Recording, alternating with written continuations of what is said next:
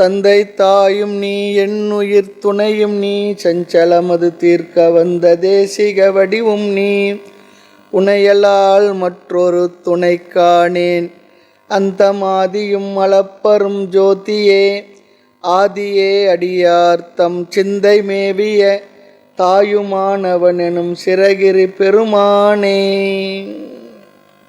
உத்தவ கீதை இந்த நூலில் பகவான் உபதேசித்த கருத்துக்களை நாம் பார்த்து வருகின்றோம். பகவான் தன்னுடைய நண்பராகிய உத்தவருக்கு உபதேசித்தது உத்தவ கீதை. அந்த உத்தவ கீதையில் யது மகாராஜா என்கின்ற யாதவ குல ராஜா, அது கிருஷ்ண பகவானுக்கு முன்பு வாழ்ந்த ராஜா, அந்த குலத்தினுடைய மூதாதையராக இருந்திருக்கார். அவர் பெயரை வைத்துத்தான் யாதவ குலம் என்று வந்ததாகலாம் நாம் பார்த்தோம். அதில் இந்த யது மகாராஜா ஒரு அவதூத சன்னியாசியை பார்த்து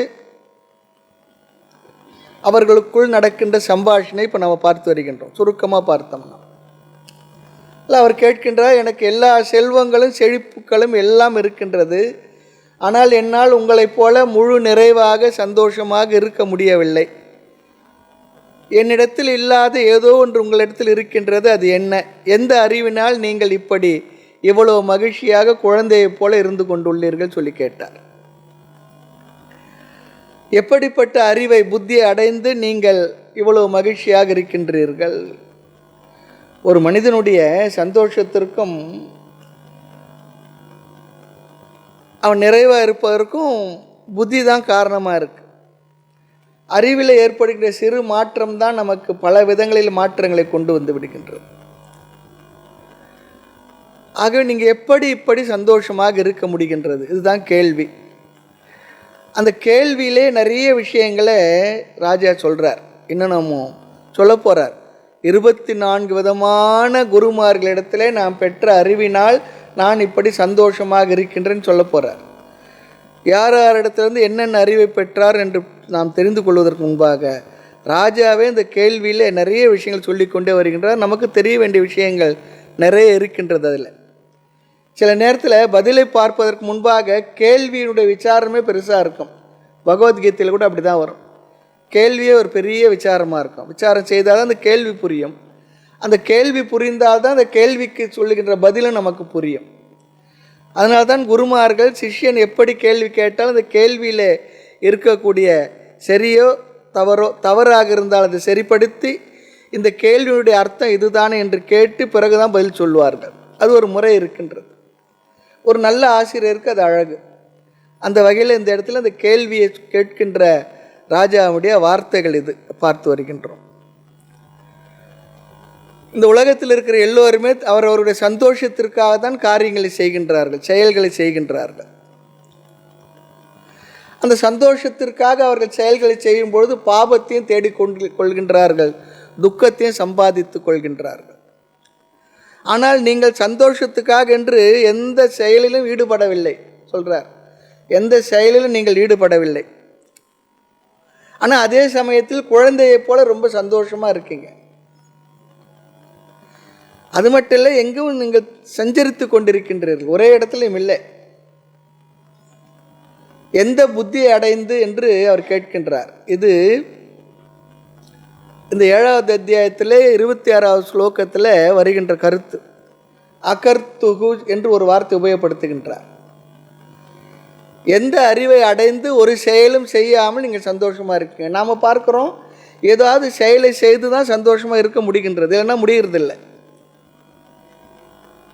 அடுத்து இன்னொரு கருத்து இருக்குது தான், இது கொஞ்சம் ஆழமான கருத்து தான். நீங்கள் எந்த ஞானத்தை அடைந்த பிறகு மீண்டும் எந்த ஒரு அறிவையும் அடைய முயற்சி செய்யவில்லை. நாம் என்ன பண்ணுறோம், உலகத்தில் நிறைய நாலேஜ் கெயின் பண்ணிக்கிட்டே இருக்கோம். அது தெரியும், இது தெரியும், அப்படி பண்ண டேட்டா கலெக்ஷன் சொல்கிறோம் பாருங்க, அது போல். ஆனால் நீங்கள் ஏற்கனவே ஒரு அறிவை அடைந்து மகிழ்ச்சியாக இருக்கீங்க. அதன் பிறகு வேறு எந்த அறிவை அடைவதற்கு நீங்கள் முயற்சி கூட செய்யலை. ஏன்னு சொல்லி கேட்குறார். நல்ல கேள்விதான். நீங்கள் அடைந்த அறிவு இருக்கே, அது அறிவு அளவிலேயே உங்களுக்கு மகிழ்ச்சியை கொடுத்து கொண்டிருக்கின்றது. அப்படி என்றால் இங்கே அகர்த்துக்கு சொன்னால் வேறு எந்த அறிவையும் அடைய முயற்சி செய்யாமல் நீங்கள் குழந்தையைப் போல் இருக்கின்றீர்கள். செய் போல் இருப்போர்கான் உண்மை ஞானம் தெளிந்தோரை சொல்லுவாங்க.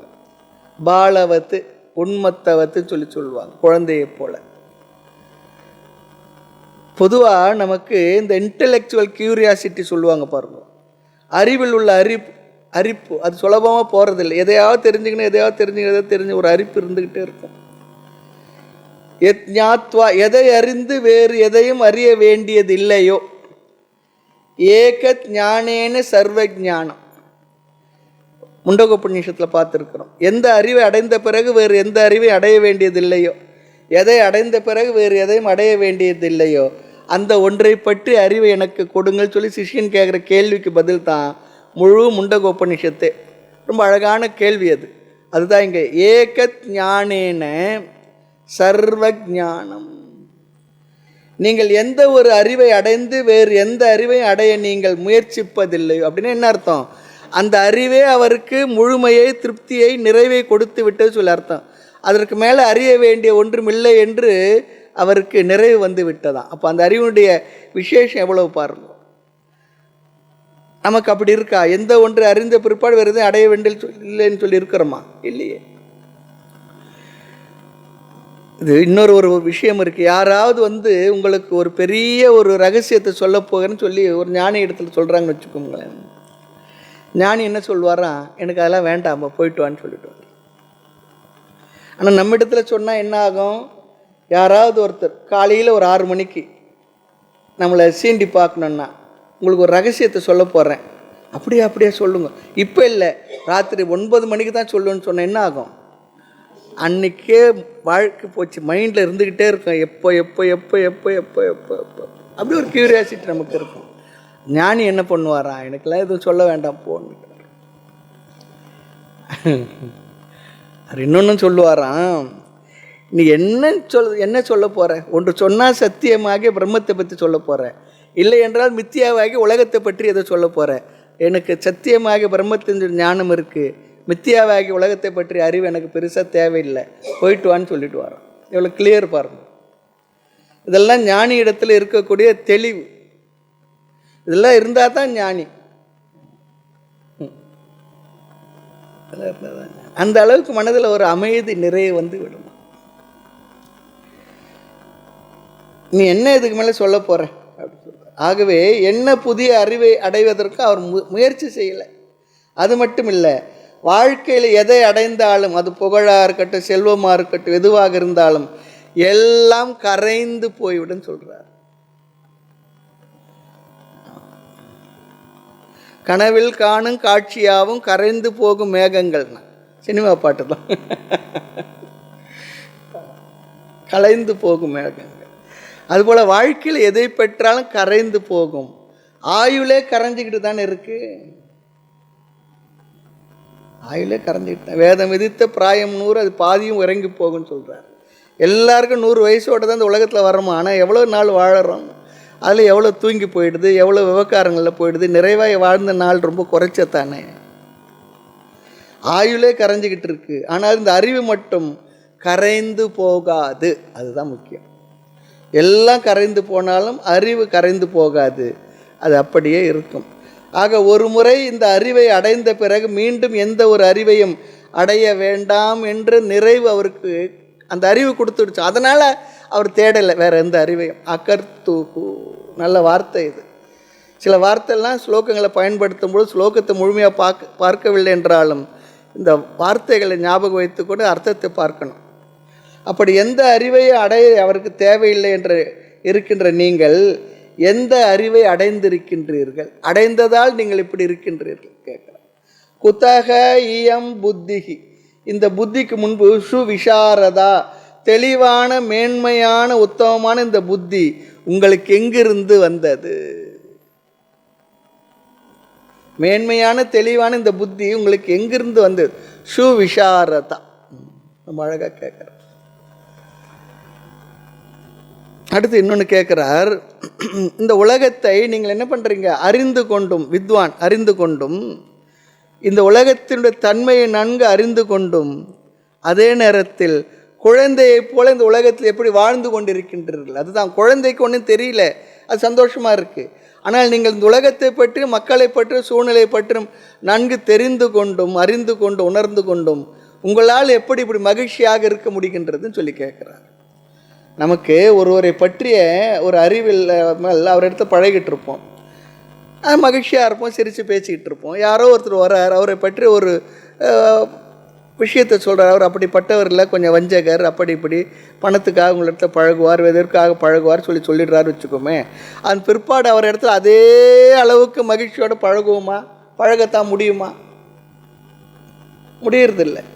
ஆனால் இந்த உலகத்தை பற்றி தெளிவான அறிவு உங்கள் இடத்துல இருக்குது. என்ன இந்த உலகம்? என்ன அனர்த்தமானது, பொய்யானது, உண்மையில் நமக்கு சந்தோஷத்தை கொடுக்காதது, நமக்கு சந்தோஷத்தை கொடுக்கின்ற சக்தி இந்த உலகத்திற்கு இல்லை என்றெல்லாம் அறிந்தும் கூட அனித்யம் அசுகம் லோகம் இமம் பிராப்பிய பஜஸ்வமாம் கீதையில் பகவான் சொல்கிறார்.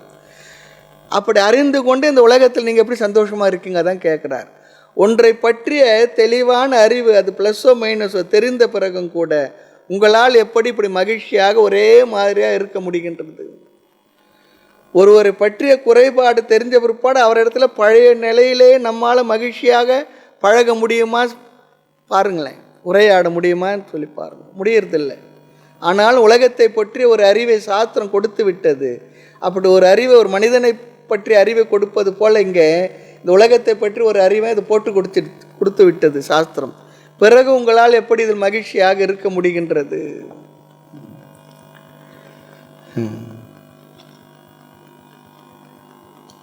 இந்த உலகம் எப்படி இருக்கான்? உனக்கு இன்பத்தை தருவதை போல இருக்கின்றது, ஆனால் துக்கம்தான் அதனுடைய வடிவம் சொல்லி சொல்றார். துக்க யோனய ஏவத்தே. இப்போதுக்கு உனக்கு ஒரு ப்ளீஸிங்காக இருக்குது, அவ்வளவுதான், அதுக்கு மேலே இல்லை. மேலோட்டமான மகிழ்ச்சிக்கு காரணம் அவ்வளவுதான். அதன் உள்ளே எல்லாம் எப்படி இருக்குன்னா எல்லாம் அல்லலாம் காப்பிட்டு தாய்மன்னர் சொல்கிறார், அப்படி தான் இருக்கின்றது. இதை தெரிந்து பின் அவன் எப்படி சந்தோஷமாக இருக்க முடியுது தான் இங்கே கேள்வி. அதான் சொல்கிறார், நாங்கள் எல்லாம் சந்தோஷமாக இருக்க காரணம் இந்த உலகத்தை பற்றி தெரியாமல் இருக்கோம். ஆனால் நீங்கள் உலகத்தை பற்றி நல்லா தெரிஞ்சுக்கிட்டு சந்தோஷமாக இருக்கீங்களே. அடுத்து ஒரு கருத்து, பொதுவாகவே ஒருவர் ஒரு விஷயத்தை தெளிவாக மகிழ்ச்சியாக இருக்கார் சொல்லி சொன்னால் பிறரிடத்துல இல்லாத ஒரு விசேஷ அறிவு அவரிடத்துல இருந்தால்தான், ஒரு புரிதல் இருந்தால்தான் அவரால் நிறைவாக இருந்து கொண்டிருக்க முடியும். அது ஒரு விசேஷம்தான். அந்த விசேஷமான அறிவு என்ன? அந்த அறிவை பெறுவதற்காக தான் வாழ்க்கையினுடைய பெரும் பகுதியை பெரியவர்கள் செலவிட்டார்கள். நிறைய பேர் அறிவில்லாமே வாழ்ந்து சென்று விடலாம் சொல்லி நினைக்கிறாங்க. ஆனால் அறிவு தான் நமக்கு அமைதியையும் ஆனந்தத்தையும் தரும். அதை பெறுவது வாழ்க்கையினுடைய எதையும் அடையலாம், இந்த உலகத்தில் எதையும் அடையலாம் என்பது பெரிய விஷயம் இல்லை. ஆனால் அறிவையும் அடைய வேண்டும், அது நமக்கு தெரியணும்.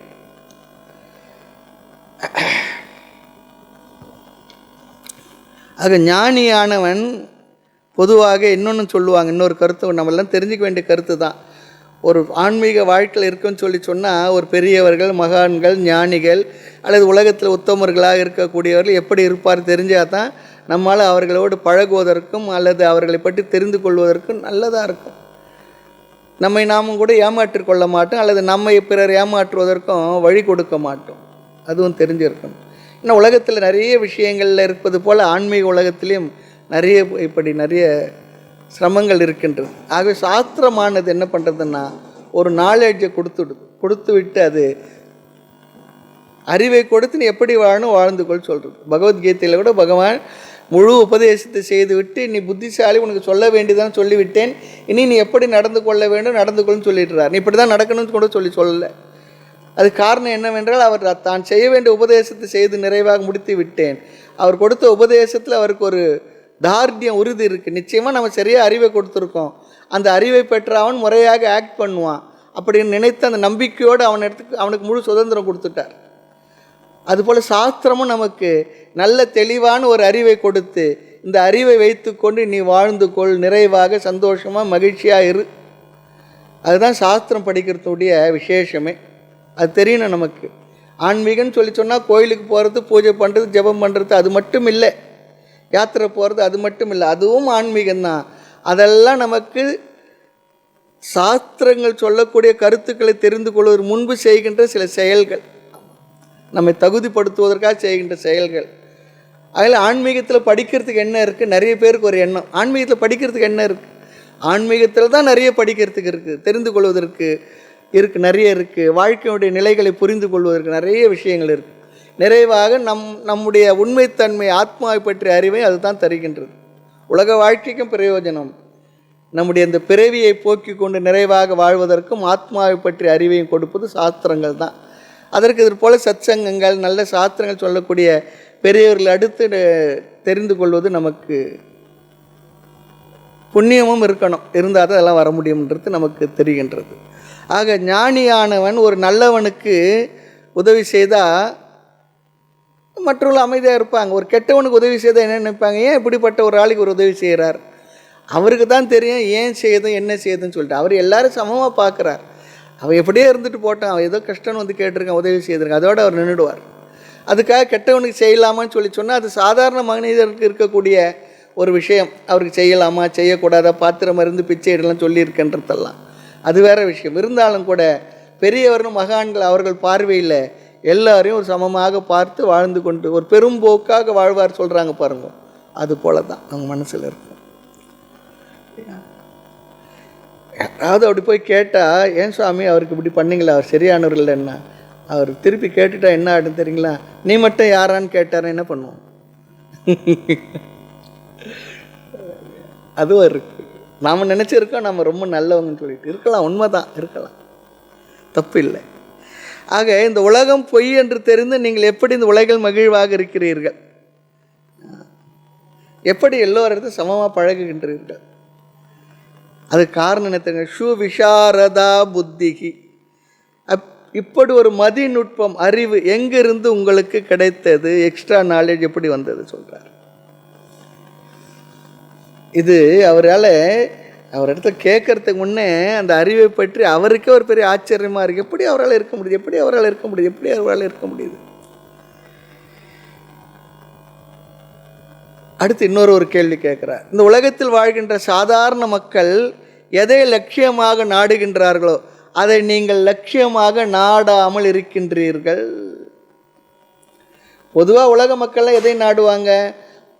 பொருள், நிலம், பொன், மண், இதைத்தான் நாடிக்கொண்டிருப்பார்கள். பொருளை பூவை பூவையரை பொருள் என்றென்னு ஒரு பாவின்னு சொல்கிறார் தாய்மன்னர். அதை தான் நாடிக்கொண்டிருப்பார்கள். ஆனால் நீங்கள் அதை நாடவில்லை. அதை எப்படி பொருள் இல்லாத சந்தோஷமாக இருக்க முடியும்? இருக்காரு ராமகிருஷ்ண பரமஹம்சர் வாழ்க்கையில் பார்த்தா ஒரு பொழுதும் ஒரு அந்த பணத்தை கையில் கூட தொட்டதில்லைன்னு சொல்கிறார். அப்படி தான் வாழ்ந்துருக்கார். ஆனால் அவர் பேரில் அந்த ஸ்தாபனம் இன்றைக்கி எவ்வளோ செழிப்பாக சமுதாயத்தை நிறைய பெரிய பிரம்மாண்டமான காரியம் செய்துக்கிட்டு இருக்கு. அதெல்லாம் ஒரு மனநிலை தான். அப்படிலாம் இல்லாமல் வாழ முடியுமான்னா முயற்சி பண்ணி பார்க்கணும். ஒரு நாளைக்காவது கையில் எந்த பைசா ஹேண்டில் பண்ணாமல் நம்மளால் வாழ்க்கையை வாழ முடியுதா? பயிற்சி பண்ணி பார்க்கணும். எப்படி சாமி முடியும்? வெளியே புறப்பட்டாங்க இல்லாத எப்படி வாழ முடியும்? முயற்சி பண்ணி பார்க்கணும்.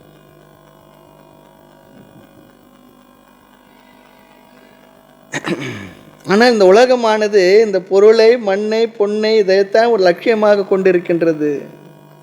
ஆனால் நீங்கள் அதை நாடாமல் இருக்கின்றீர்கள். அதற்கு என்ன காரணம்? உலகமே பணம், புகழ், புலனின்ப விஷயங்களைத்தான் ஓடிக்கொண்டிருக்கின்றது.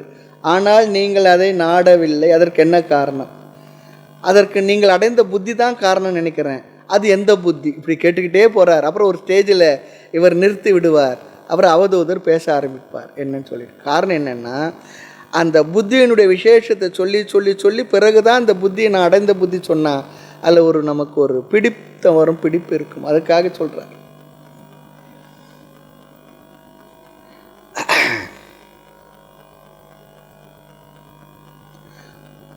உலகத்தில் நாம் மனிதர்கள் அடைய வேண்டிய விஷயமாக சாஸ்திரம் சொல்கிறது ஒரு 4 விஷயம். புருஷார்த்தம் சொல்லுவாங்க. புருஷார்த்தம் சொல்லிச்சுன்னா மனிதர்களால் முயன்று அடையப்பட வேண்டியவைகள். அதுக்கு பேர் சம்ஸ்கிருதத்தில் புருஷார்த்தங்கள்.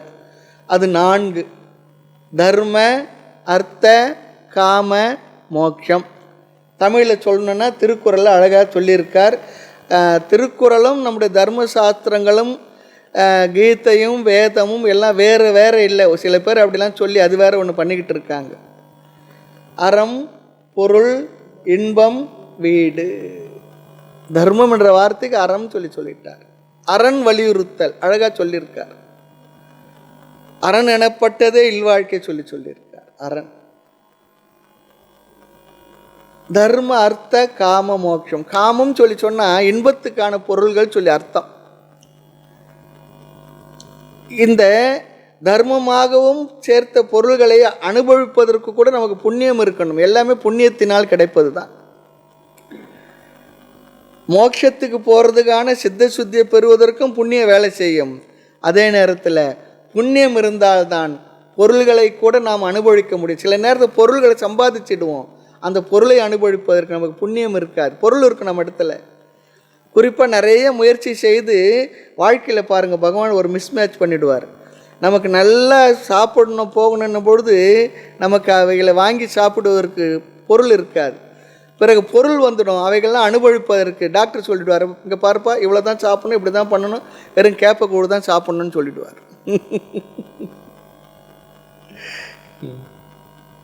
இதை சாப்பிடக்கூடாது, ஸ்வீட் சாப்பிடக்கூடாது, முறுக்கு சாப்பிடக்கூடாது, அது சாப்பிடக்கூடாது, இது சாப்பிடக்கூடாது அப்படி சொல்லிவிடுவார். அப்போ கிடைக்கல சாப்பிடல, இப்போ கிடைக்குது சாப்பிட முடியல. ரெண்டும் ஒன்று தான். அதான உண்மை. அப்போ இந்த இடத்துல தான் இந்த புண்ணியத்தினுடைய மகிமை புரியும் நமக்கு. பொதுவாக நம்ம சொல்கிறது, வாழ்க்கையினுடைய 50 வயசுக்கு மேலே சுகர் பிபி இல்லாதவங்க பெரிய புண்ணியம் பண்ணுவாங்க. எல்லாமே உலகத்தில் என்ன ஆகிறது, ஒரு ஏஜுக்கு மேலே சுகர்மா முனிவர்கள் ஆகிடும்.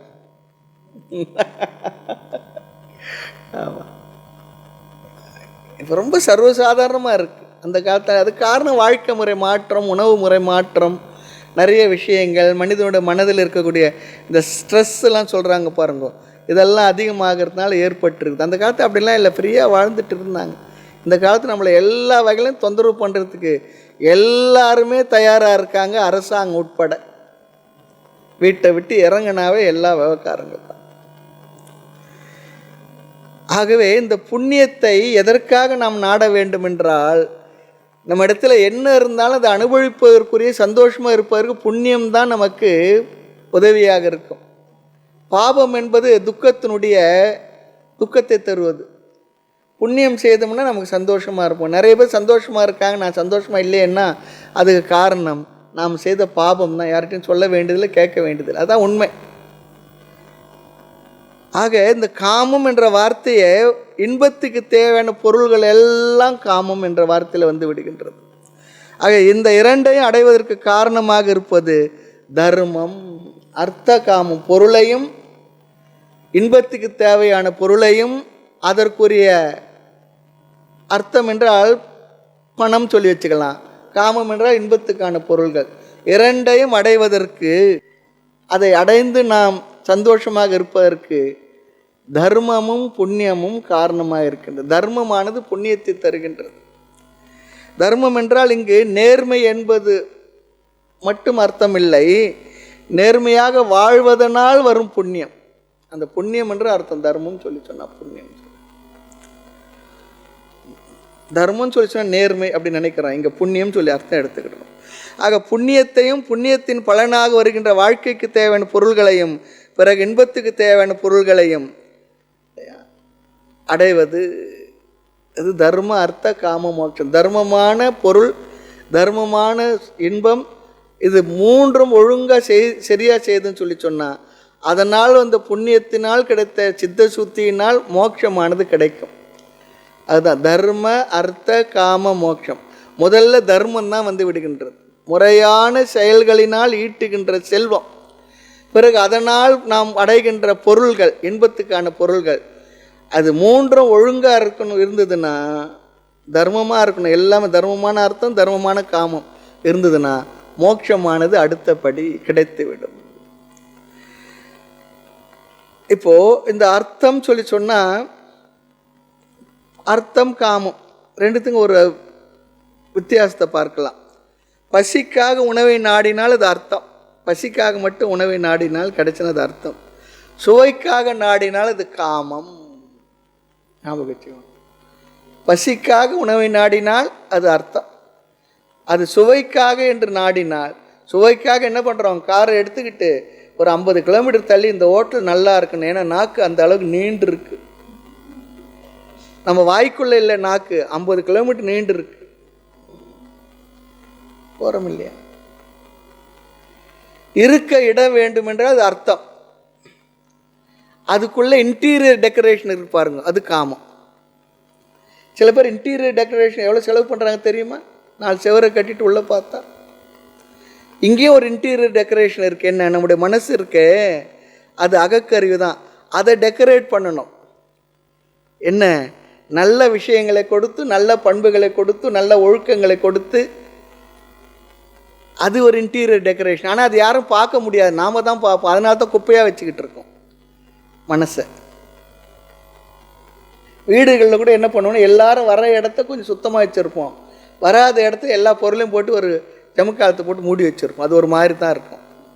அதுபோல் தான் நம்ம மனசும் இருக்குது. ஏன்னா யாரும் பார்க்காத இடமாச்சு. ஆக இந்த அர்த்த காமத்துக்கு காரணம் தர்மம். அடுத்து தர்மார்த்த காமத்துக்காக அறிவை நாடிக்கொண்டுள்ளார்கள். எப்படி சம்பாதிக்கிறது, எப்படி சந்தோஷமாக இருக்கிறது, எப்படி அங்கே போகிறது, எப்படி இங்கே வர்றது, இதுக்காக அறிவை நாடுகின்றார்கள். இந்த இரண்டையும் நீங்கள் விட்டு விட்டு என்ன பண்ணுறீங்க, எப்படி மகிழ்ச்சியாக இருப்பது என்ற ஆத்ம அறிவை நீங்கள் நாடி இருக்கின்றீர்கள். அடுத்து இன்னொன்று, இந்த புண்ணியத்தை எப்படி சம்பாதிப்பது என்றால், கர்மகாண்ட விஷயங்கள், இறைவனை பற்றிய விஷயங்கள், நல்ல செயல்கள், தான தர்மங்கள், அல்லது நல்ல ஒரு ஜெபம் பண்ணுறது, பாராயணம் பண்ணுறது, பகவான் நாமத்தை சொல்கிறது, இதெல்லாம் நமக்கு புண்ணியத்தை தரக்கூடிய செயல்கள்.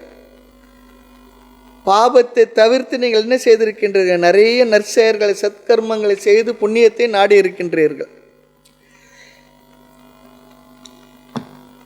அடுத்து அப்படி நம்ம வாழ்ந்து நமக்கு என்ன கிடைக்குமா, எந்த பொருளிலும் எந்த இன்பம் வரும், எப்படிப்பட்ட இன்பம் மட்டும் வரும் என்கின்ற அறிவையும் பெற்று நாம் எப்படி வாழ்வோம், அமைதியாக சந்தோஷமாக, எந்த ஒன்றிலும் போய் வேகமாக சென்று விட்டில் பூச்சி விழுவதைப் போல விழமாட்டோம்.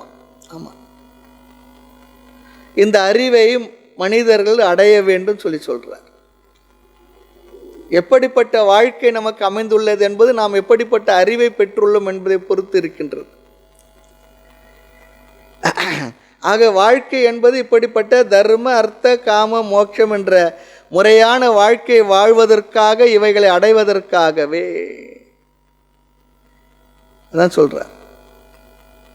வாழ்க்கையில் புண்ணியம் தேட, வாழ்க்கைக்கு தேவையான பொருள்களுக்காக, இன்பத்தை தரும் பொருள்களுக்காக, இவைகளை அடைவதற்காகத்தான் மனிதர்கள் முயற்சி செய்கின்றார்கள். ஆனால் அதற்கும் புண்ணியம் வேண்டும். தர்மமான வழியில் தான் வாழ்கின்றார்கள். ஆனால் நீங்கள் அதையும் கூட விட்டு விட்டீர்கள் சொல்லி சொல்றாருங்க. சரி, அடுத்து ஒரு 3 சொற்கள் அந்த ஸ்லோகத்தில் சொல்லியிருக்கார், 27வது ஸ்லோகத்தில். அதனால் என்னென்ன கிடைச்சிருக்கான் மனிதருக்கு, எல்லாரும் முதலில் வேண்டுவது என்ன தெரியுங்களா, ஆயுள், ஆயுகு, தீர்காயுஷ். ஆமாம், தீர்க்கமாயுகு. சங்கல்பத்தை சொல்கிறோம் இல்லையா, தனம் தானியம் பகுபுத்திர லாபம் தீர்க்கமாயுகு, தீர்காயுஷ். நம்ம சொல்கிறோம் தீர்காயுஷாக வாழுப்பா அப்படி சொல்கிறோம் இல்லையா. எல்லோருமே ஆயுளை விரும்புகின்றார்கள். சென்னையில் ஒரு ஆயில் ஸ்டோர் இருக்குது. அங்கே அவங்க ஆயில் ஸ்டோரில் ஒன்று எழுதி போட்டிருப்பாங்க, வாழ்க நல் ஆயுளுடன், OIL, ஆய். நல்லா புதிச்சாலும் நினச்சிருக்கார், வாழ்க நல் ஆயுளுடன். ஆமாம், தீர்க்க ஆயுஷ்ன்னு சொல்லி என்ன அர்த்தம் தெரியுங்களா, நோய் இல்லாமல் ஆனந்தமான ஒரு வாழ்க்கை அதுதான் இருக்கணும். நோயோட கூடிய உடல் இருந்து என்ன பிரயோஜனம், தீர்க்க ஆயுஷ் இருந்து என்ன பிரயோஜனம். ஆரோக்கிய சாமி எப்போ பார்த்தாலும் ஹாஸ்பிட்டலே இருந்தாருன்னா என்ன பிரயோஜனம். ஒருத்தர் 95 வயசு வாழ்ந்துட்டார், போதும் இல்லையா, இன்னும் தீர்காயுஷ் வேணும்னு சொல்லி நினச்சாருன்னா என்ன பண்ணுறது. நம்ம இதில் பாருங்களேன், 60வது கல்யாணம், 70வது கல்யாணம், 80வது கல்யாணம், 60வது கல்யாணம், 80வது கல்யாணம், எல்லாம் கல்யாணம் தான். கல்யாணம்னு என்ன அர்த்தம்னா நல்ல சந்தோஷமான அந்த நிகழ்ச்சியை இருந்துக்கிட்டு. ஆமாம், அதிகமான ஆயுள் வாழணும். 80 என்ன பண்ணிடுறோம், சதாபிஷேகம் பண்ணி அது 100 வருஷம் வாழ்ந்ததாக ஒரு கணக்கு பண்ணிடுறோம்.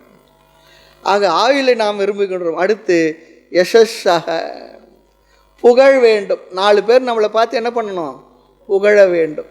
இவன் நல்லவன் சொல்லணும்.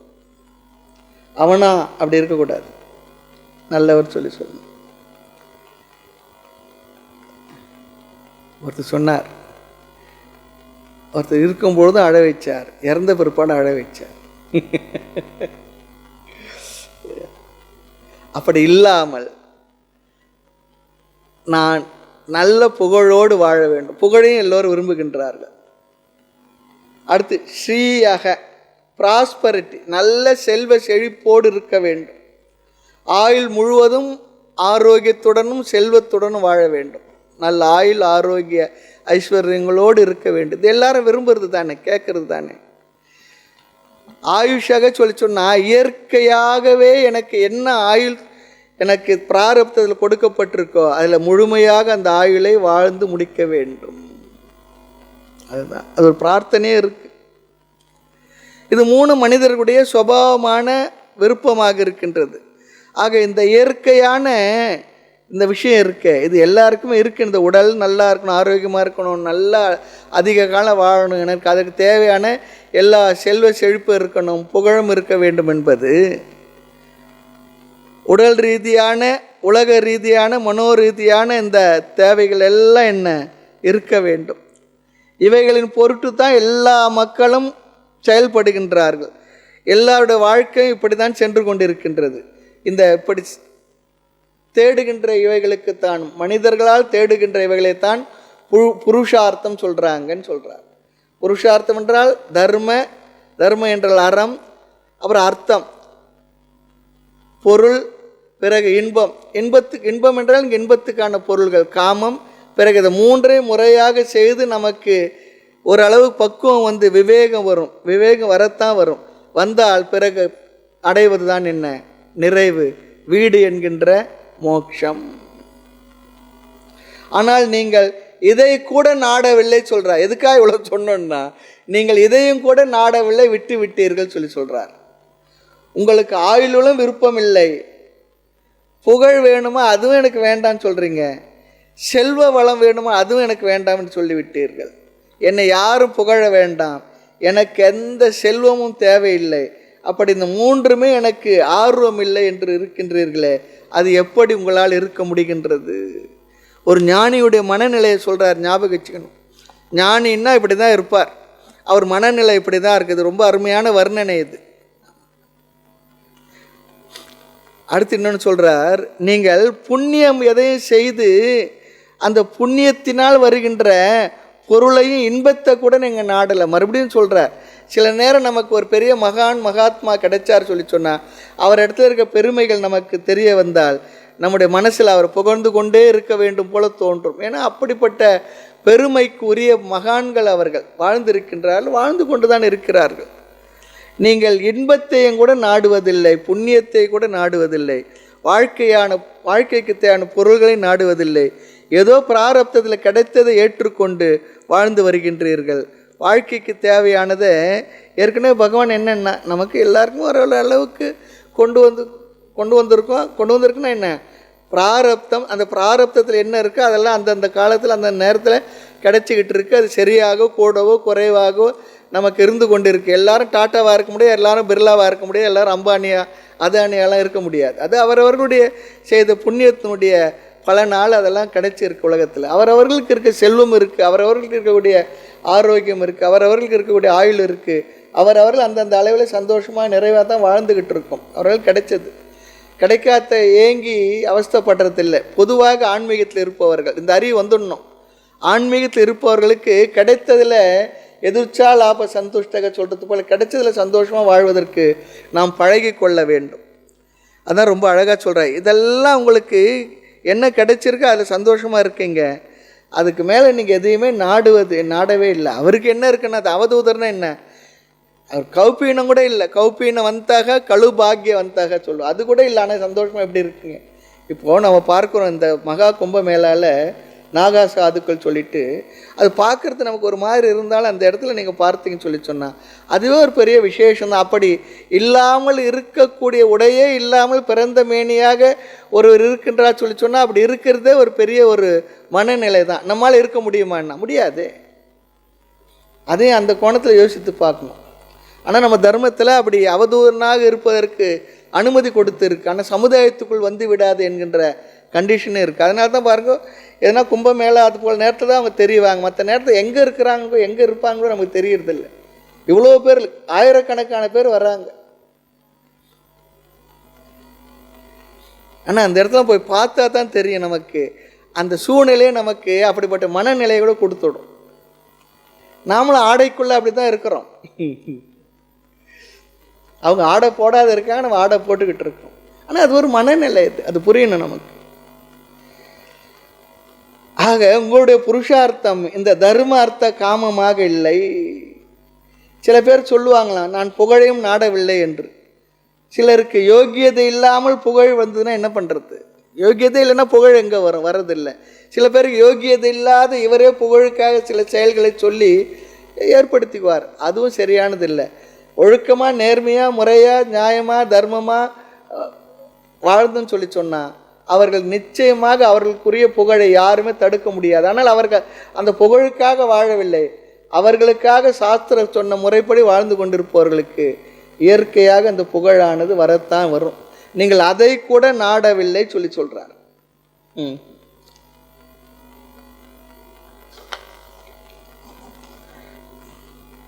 அப்படி இந்த உலக இன்பத்தெல்லாம் விட்டதற்கு காரணம் என்னன்னு சொல்லி கேட்குறார். அதுவும் எனக்கு தெரியலைன்னு சொல்லி சொல்கிறார். இப்படி இருக்கின்ற நீங்கள் எப்படி இருக்கின்றீர்கள்? ரொம்ப அழகாக வர்ணிக்கிறார். ஆனால் நீங்கள் எப்படி இருக்குங்க தெரியுங்க? உங்கள் பேச்சு அமிர்த பாஷனாக அவதூதரை வர்ணிக்கின்றார். நீங்கள் ரொம்ப கல்பக ஃபிட் பர்சன். நீங்கள் நல்ல அருகதையுடன் இருக்கின்றீர்கள். தகுதி இல்லாமல் இல்லை, அருகதையுடன் இருக்கின்றீர்கள்.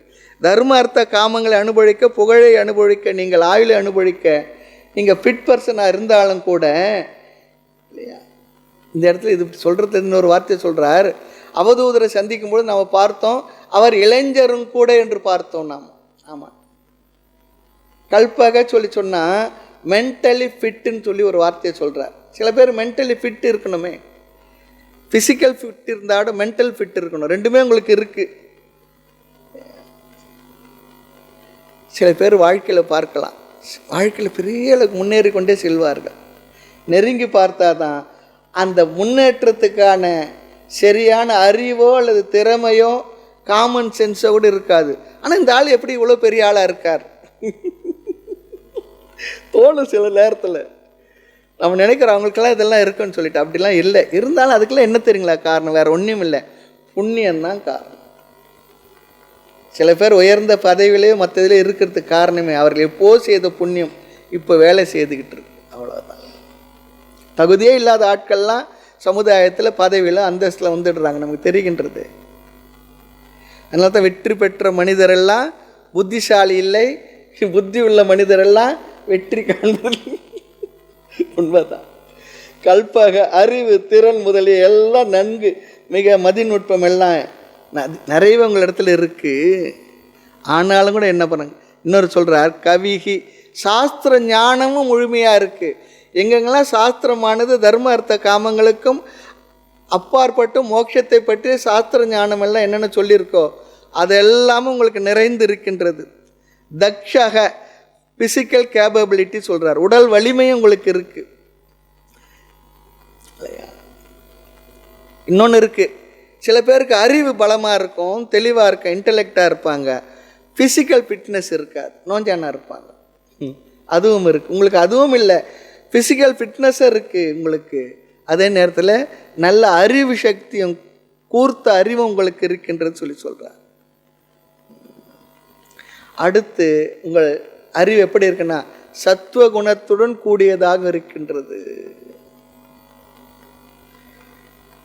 அதே நேரத்தில் கொஞ்சம் ரஜஸும் இருக்குது. ரஜஸ்னால் கொஞ்சம் செயல்படுகின்ற தன்மையும் இருக்கின்றது. அடுத்து இன்னொன்று சொல்கிறார், சுபாக்காக பார்க்க அழகாகவும் இருக்கின்றீங்க, சௌமியமாக இருக்கிறீங்க.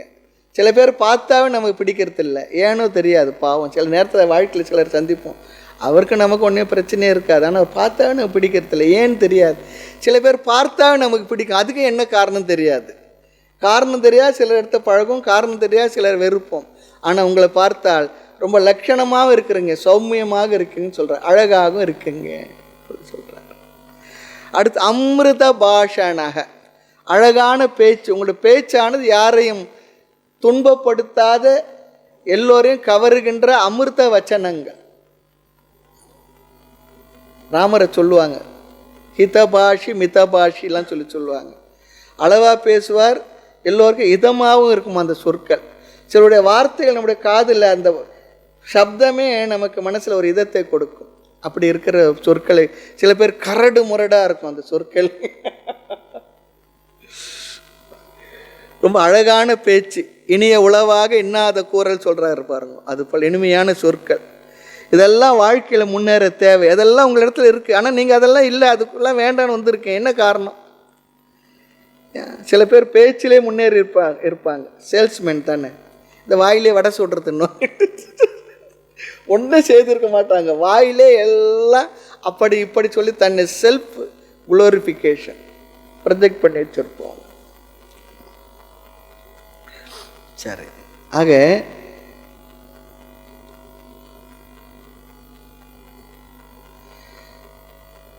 வாழ்க்கையில் எல்லோரோடும் பழகி வெற்றி அடைவதற்கு கூட நமக்கு நல்ல இயல்பான இனிமையான பேச்சு இருக்கணும், ரொம்ப முக்கியம். பேச்சு திறமை பல வகையில் தேவை தான். பல பேருடைய தோல்விக்கும் காரணம் அவருடைய பேச்சு தான். அவர் வாய் தாங்க இப்படி யாரால் கெட்ட நோரால் கெட்டன்னு வாய், அதுவும் காரணமாக இருக்குது.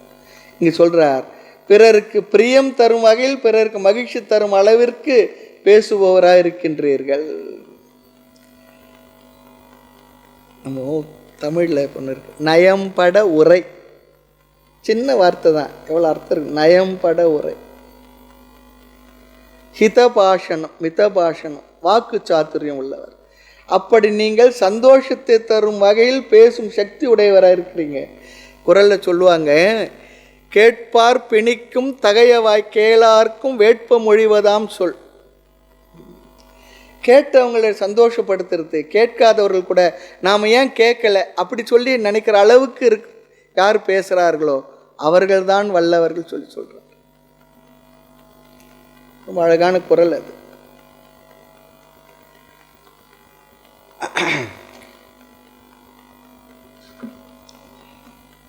அடுத்து, நீங்கள் எதையும் இதெல்லாம் விரும்பலை, ஆனால் எதையும் நீங்கள் ஆசைப்படவும் இல்லை. இப்படி இருக்கின்ற உங்களை நான் என்னவென்று சொல்வது? என்னன்னு சொல்லுவோம்? வாழ தெரியாதவன், இல்லை பைத்தியக்காரன், வீணா போனவன்,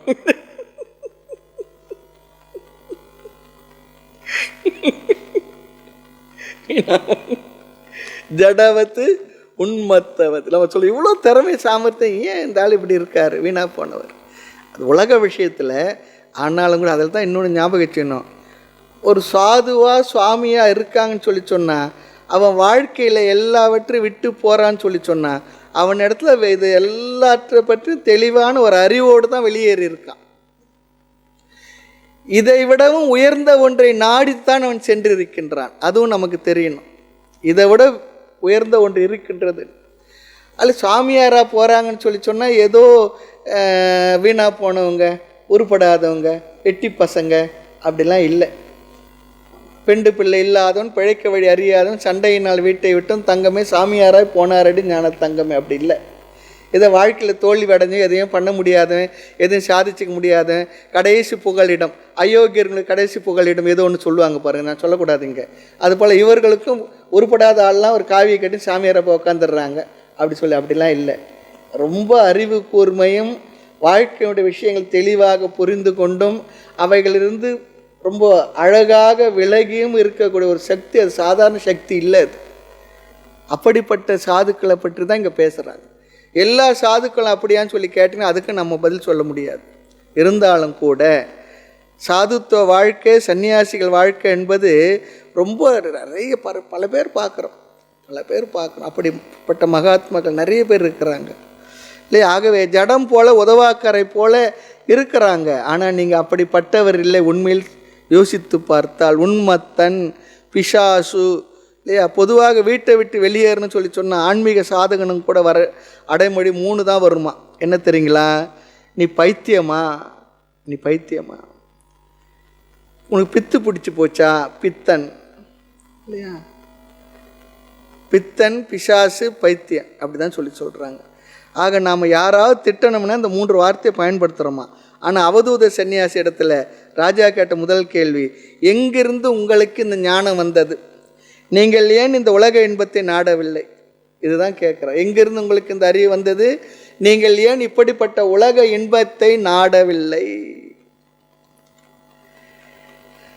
அடுத்து இன்னொன்று கேட்குறார், 3வது ஒரு கேள்வியா, உங்களுடைய இந்த மகிழ்ச்சியான மனநிலைக்கு என்ன காரணம்? அசோக காரணம். சோகம் என்றால் துக்கன்னு அர்த்தம். அசோகர் தெரியுமா நமக்கு? பெரிய ராஜா அசோக சக்கரவர்த்தி. அசோகர் சொன்னால் துக்கம் இல்லாதவர், மகிழ்ச்சியாக இருப்பவர் சொல்லி அர்த்தம். சோகம் இல்லாதவர். ஆமாம். ஆனால் அசோக வனத்தில் சீதை சோகமாக தான் இருந்தாங்க. அது வேற இல்லையா? பார்த்துருக்கோம். அசோகன் சொன்னால் துக்கம் இல்லாமல் இருத்தல், துயரப்படாமல் இருத்தல். நீங்கள் துயரப்படாமல் இருக்கின்றீர்கள், அதற்கு என்ன காரணம்? முதல்ல இன்பத்தை நாடாமல் இருப்பது என்ன காரணம்னு கேட்டார். இப்படிப்பட்ட அறிவு உங்களுக்கு எப்படி வந்துன்னு கேட்டார். இப்போ கேட்குறார், நீங்கள் இப்படி துயரப்படாமல் இருக்கின்றீர்களே. ஆனால் ஒன்று ஞாபகம் வச்சுங்க, சில பேர் இடத்துல போய் கேட்கக்கூடாத கேள்வி என்ன தெரியுங்களா? நீங்கள் எப்படி இவ்வளோ சந்தோஷமாக இருக்குன்னு கேட்கவே கூடாது. தப்பு அது. ஏயா நான் சந்தோஷமாக இருக்கு ஒன்று பிடிக்கலையா? சில நேரத்தை அப்படி ஆகிடும். சில பேர் ரொம்ப சந்தோஷமாக சிரித்து பேசினாவே இவங்களால் தாங்கிக்க முடியாது. அது சேடிஸ்ட் மனநிலை தான். ஏன் சந்தோஷமாக இருக்கீங்க, ஏன் நீங்கள் துக்கப்படலை அப்படிலாம் கேட்கக்கூடாது. ஒருவர் துயரப்பட்டு கொண்டிருந்தாருன்னா என்ன ஆச்சு உங்களுக்கு அப்படி சொல்லி கேட்கலாம். அது தப்பு இல்லை. ஒரு ஆறுதல் சொல்கிறதுக்காக கேட்கலாம். ஆக உலக மக்கள் எல்லோரும் சாதாரணமாக துயரப்பட்டு கொண்டு தான் இருக்கின்றார்கள். ஆனால் நீங்கள் என்ன பண்ணுறீங்க? அப்படி இல்லாமல் மகிழ்ச்சியாக இருக்கின்றீர்கள். மேலும் விஷயங்களை நான் அடுத்த செஷனில் பார்க்கலாம். மூர்த்தி எல்லாம் வாழி, எங்கள் மௌன குரு வாழி, அருள் வார்த்தை என்றும் வாழி, அன்பர் வாழி, பராபரமே.